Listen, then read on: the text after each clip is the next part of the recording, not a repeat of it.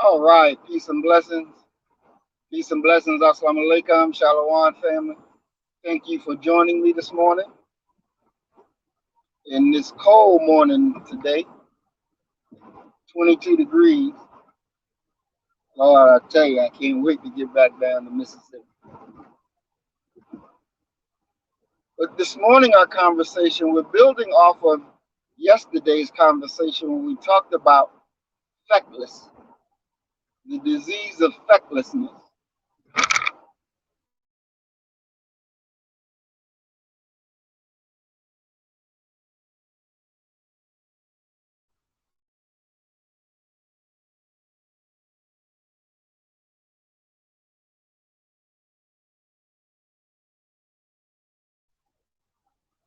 Now, actually, it wasn't just summertime of 1919. It went from April 1919 all the way to November. So it went to April all the way to November of this red summer. And they went city by city, block by block, killing black people, killing black people. And what did we do to deserve to be hunted down and killed? And this started in East St. Louis, Illinois. And walking through, me and Watson, we did videos there, walking through, letting you see what it is now. But understanding that history and being able to put all that stuff together, it started there and it just continually moved on to different communities. And the objective was, we're going to kill these niggas and put their ass in check. And put their ass in check. What was, is. Ain't nothing new under the sun. Now, as they moved, even before that, before they got into the actual action of killing us, before they got into the actual action of just saying, fuck it, let's just go kill these niggas wholesale, they were already discontent because the level of competition, they were failing. They were failing. And they're failing now. When you see them or you saw them marching with their tiki torches saying, you will not replace us. You will not replace us. Think they were just talking about Jews? You think they were just talking about immigrants? See, because you have feckless leadership who don't analyze things properly, who don't really understand what the enemy is up to.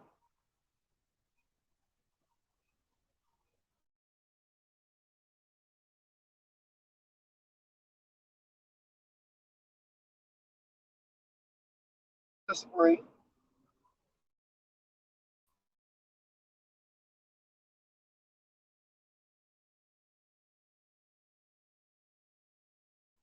that our people,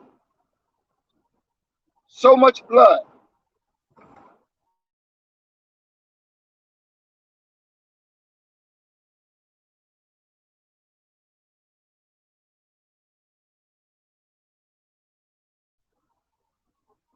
that they called it the Red Summer, full of our blood that soaked the streets in America.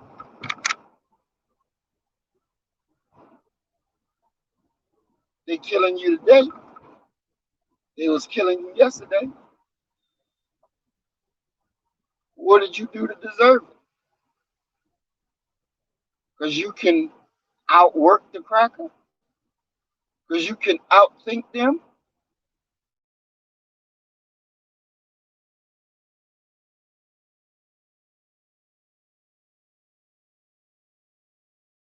Bullshit is anchored in a false paradise. It's easy to beat up a person if they ain't fighting back. Yeah, you can look good if you want.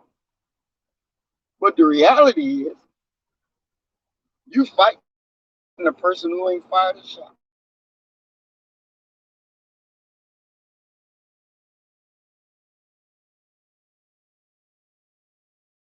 That you quote unquote say you did, not in reality you did.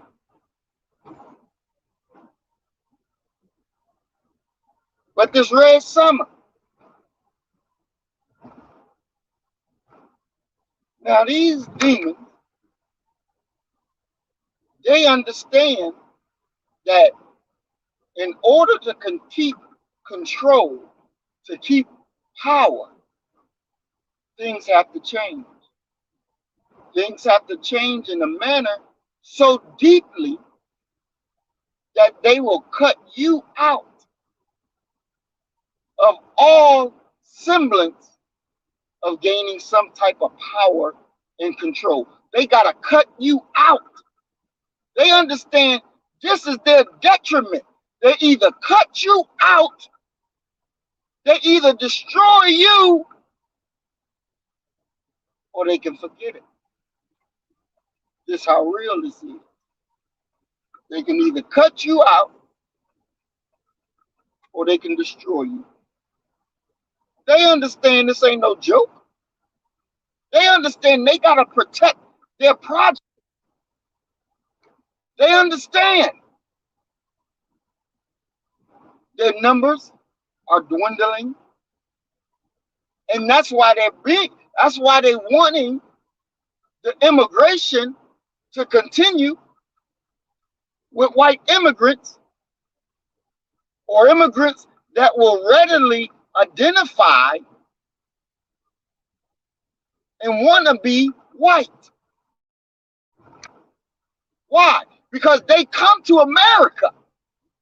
They come to America to live not the black experience, but they come to America to live the white experience. You better listen. They understand. The cracker understands that they got to increase their numbers because the power system that they rely on is based upon numbers. And if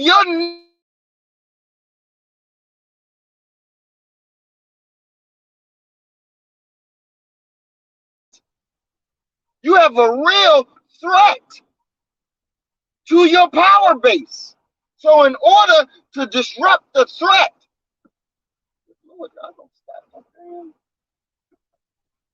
in order to disrupt the threat, you got to increase your numbers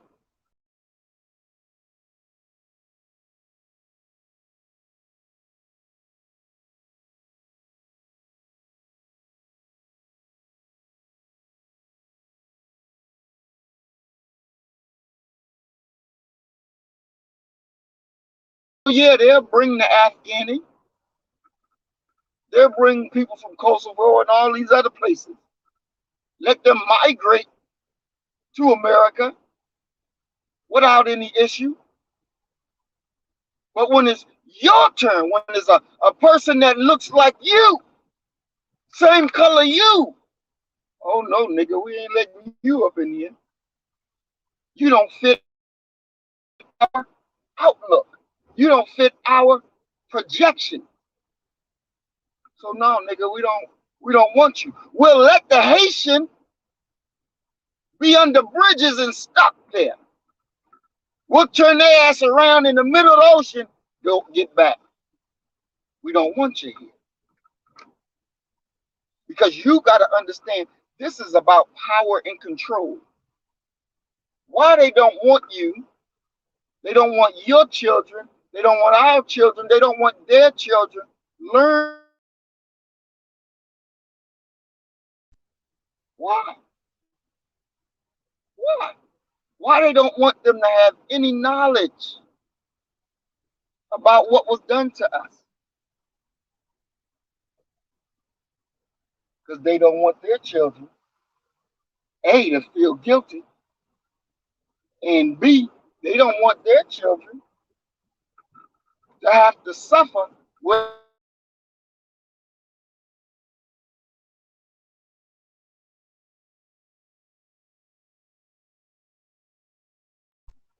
They don't want our people, they don't want our children to have that thought.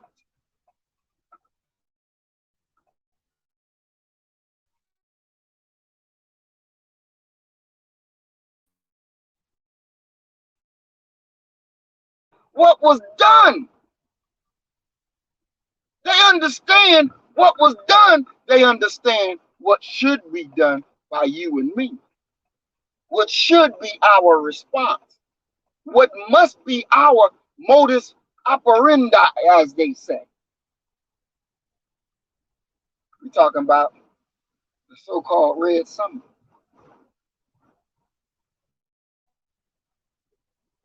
What is on there toward black us? What they want from you?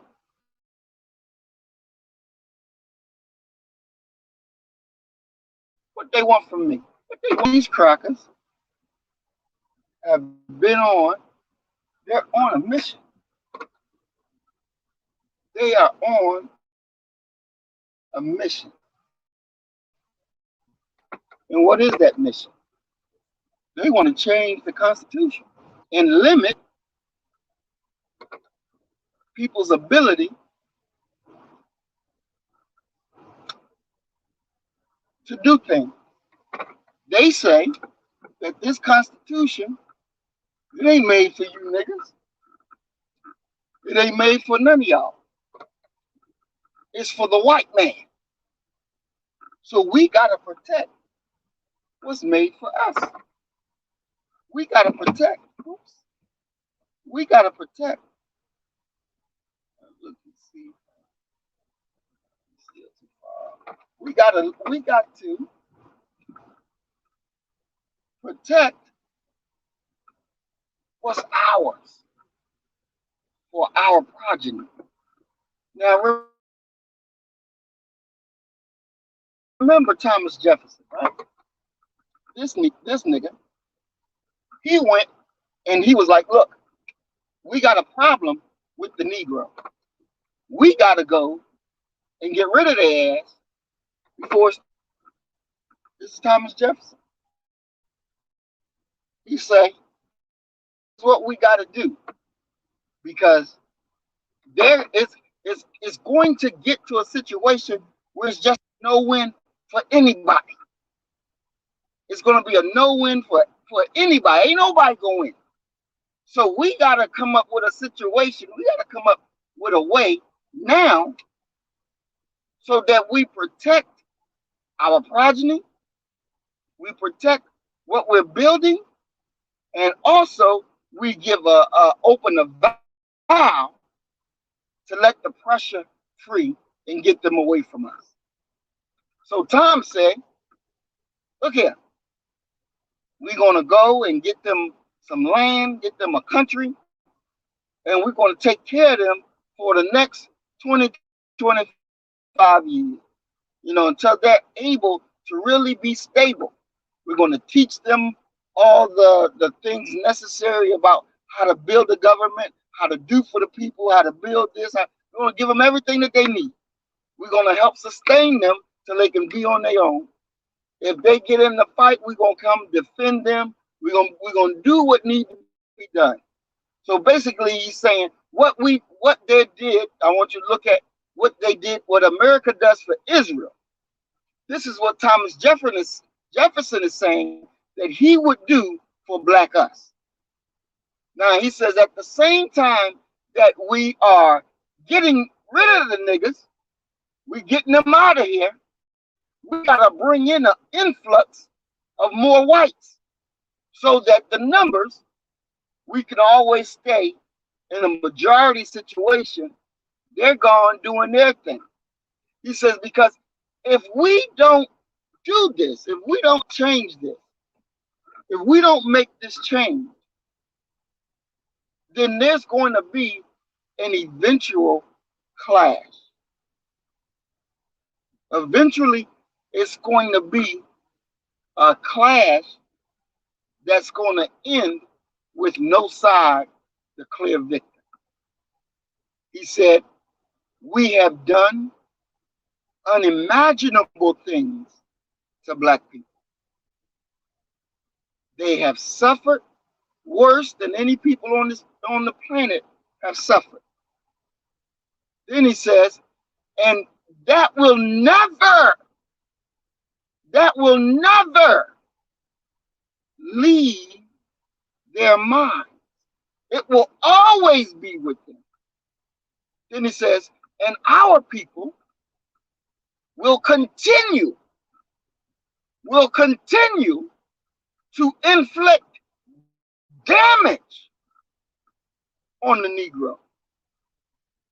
So the thing will boil to such a point that they will produce a clash that no side will win, but it will be so bloody, it will be so devastating that if we don't do this,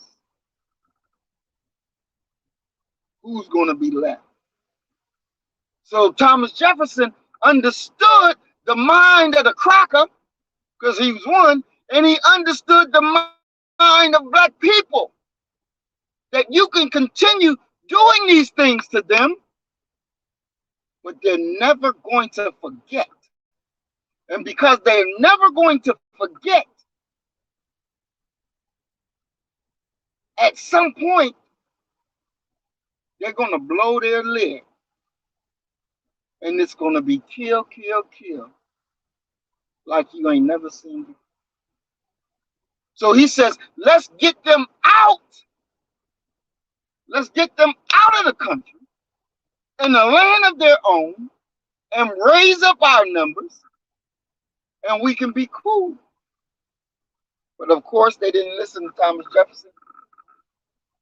And we're in the situation that we're in now. And these crackers have been moving through the country, state after state, state after state, working on Article 5 of the U.S. Constitution. Now, what is Article 5? Article 5 of the U.S. Constitution talking about how do you change the Constitution? How do you put together a constitutional convention so it can be changed? Now, you may say, well, to hell with the Constitution. Why do I need to care about the cracker want to change the Constitution? Because when they change it, it's going to affect you. It's going to affect me. It's going to affect our children. And this is what our people are not really looking at, because this is what? This is war. This is not a picnic that we're at. It's not a picnic. Shalom, family. And we got to understand that these devious animals sit back and say, how do I keep my power so I don't lose it? So my children don't lose their power. They don't lose their inheritance that I stole. So they sit back and they look at Article 5 and they say, yep, a constitutional convention. That's how we'll do it. And so these crackers been moving. And when you look at the map, because we're going to do this again on Saturday, And I'm going to show you the map of these states that they already got on board for the convention, because they want to change it. They want to take away every avenue that you have to come to power. So let's look at the battlefields that they're fighting on. One, they're fighting on bringing more immigrants that identify as white. They're fighting on curriculum that's taught in school, that they don't want you learning anything about what they have done to us. They don't want their children to learn about anything that they have done to us, right? They're fighting on the quote unquote job field to make sure they limit your ability, limit your access to wealth. They don't want you to be able to come up on a higher rung. They want you to continually be down in a position of begging and pleading and servitude to them. This is why I say that the leadership that was supposed to serve us, they are feckless, because they see it, but they haven't said any damn thing about it. They see these crackers making the move, and they don't say any damn thing about it. They leave me to figure out the shit on our own. On our own. And sometimes if you're not really diligent, you won't see it until it's too goddamn late.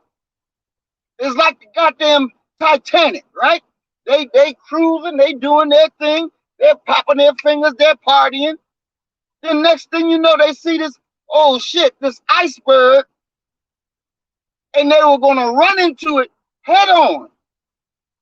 Now, if they would have ran into it head on, it would have boomed and they would have been stuck. And the Titanic would never have sank. But they said, turn it. And so they were turning the ship, and as they turned the ship, boom, it hit the iceberg and caused the hole. And there you go with the sinking of the Titanic. We gotta understand that these goddamn bastards, they understood what was, and they understood what shall be if they don't turn it. If they don't turn it, they will lose every bit of power and control that they had.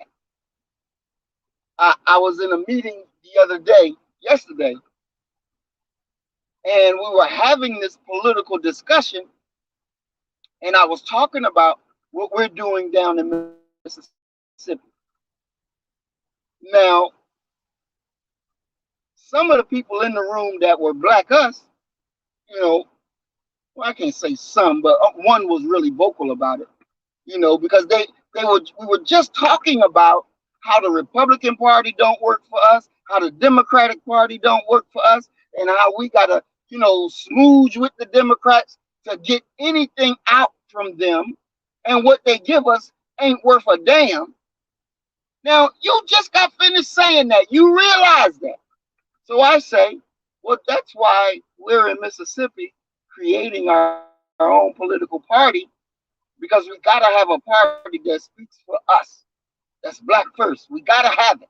And so this is what we're doing. And once we get it out and established, then we're going to send it forth so it can be in every city in America.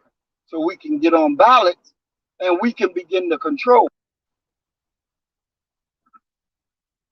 And the brother was like, well, I hear what you're saying, but, really, if we be with the Democrats, that will aid us more. I say, well, no, it won't. No, it won't. We just laid down every reason that the Democrats have not worked for us. That plantation don't work for us. It don't produce real benefits for us. But you would rather sentence more generations of our people to their bullshit than to go and be a man and get what we need, and by taking it, by not relying on the crack. You would rather us continue going down a line that doesn't work. We got to do this. This is our way. Ain't no other way. Because these bastards are moving. They're moving. They just not marching with their damn torches singing, "You will not replace us." They're doing what needs to be done on the ground in these seats of power to take every right that you have away. They take everything away. What do you have left? You don't have nothing left. And what happens when you don't have nothing left? You're not going to continue to accept this unacceptable bullshit. Now it comes, there's a fight that has to take place. The blood will flow. Because you've taken every avenue away from us that we can be an independent and respected people. And we are not of the generation that says, let me turn the other cheek so you can bust me in my face again. That went out back then. We're not going to continue to accept the unacceptable. It's just not going to work that way. We got to do this for our own. And we got to make it happen because it's on us now. We're in the driver's seat. And the decisions that we make today is the decisions that our children will either die by, live by, or starve by. And that is the actual facts. The future generations of Black people are depending upon what we do this very day. And we can't be playing around because this cracker, he ain't playing. He ain't playing at all. And he got plans in the work. While you out here doing foolishness, you at the party dancing, popping your fingers. And this cracker is working to destroy you on a level so much so that you won't even be able to raise your hand. It's on the move now. It's on the move. So remember, this fight is real. What we're doing is real. And you better understand it. These crackers ain't playing. The same motivation that they had in 1919 when these crackers say, I'm tired of it. Let's go kill them all. And our people riding on the bus, riding on the trolley, oblivious to the decisions that these cracker has made. And next thing you know, they getting pulled off the bus, pulled off the trolley, pulled out of stores, and getting their ass whooped and killed. And we had soldiers that's coming back from the war, and they thought that they were coming home to an America that will embrace them after they fought for America, after they bled for America, after they died for America. What did America have in store for them? Death, destruction, degradation. That's what America had for them. What does America have for you? Ain't no damn different. Death, destruction, degradation. Ain't no damn different. The mindset of the cracker has never changed when it comes to dealing with you and dealing with me. He never changed. So why do you think you dealing with a demon that loves you, that wants the best for you? He don't want the best for you. He don't love you. So he wants the worst for you. Because the best for you is not best for him. It's not best for them. It's not best for their children. So you got to understand your own self-worth. Why would you? Why would you offer them love while they drive you out? Why would you offer them love? See, that's a sickness. That's a sickness that you got to get rid of. And you better understand that you got to fight with them just like they fight with you. Period, point blank.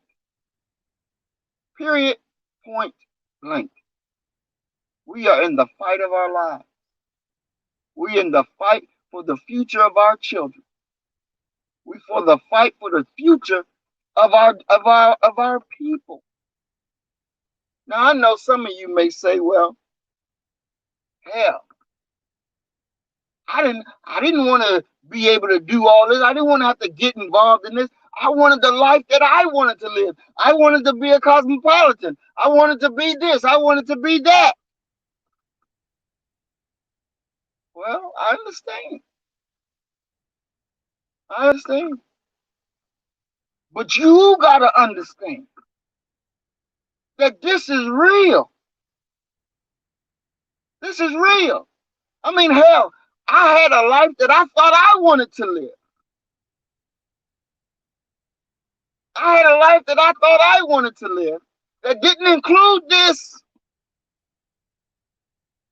That didn't include this. But understanding where we are and what we got to do, we don't have no choice. We don't have a choice. Because the generations before us didn't make the proper decision. And goddamn it, if Thomas Jefferson could have seen it, you can't tell me we didn't see it. You can't tell me that the leadership of our people didn't see this shit coming. If Thomas Jefferson saw it coming, we should have saw it coming. And it's on our doorsteps. It's on our doorsteps. And we got to wake up to it. You got to sober up. And we got to handle our business, damn it. We got to handle our business because it is on us. And that's the reality. Ain't nobody going to do this for us. You ain't going to find no immigrant that's coming to America looking to do right and serve black people. This is not happening. We got to serve ourselves. We got to save ourselves. We are all we got. The duty is on us. It's on us. Peace and blessings, Brother Angel Snubnose. The duty is on us to get it done. So I'm out here and I'm spreading the word of the B1 political party. And we need help because I can't keep leaving Mississippi to come up north and have these conversations. We got to be able to spread the word to get this thing out because this is real. This is real. And the enemy ain't playing, so don't you be playing. I thank you for listening, family.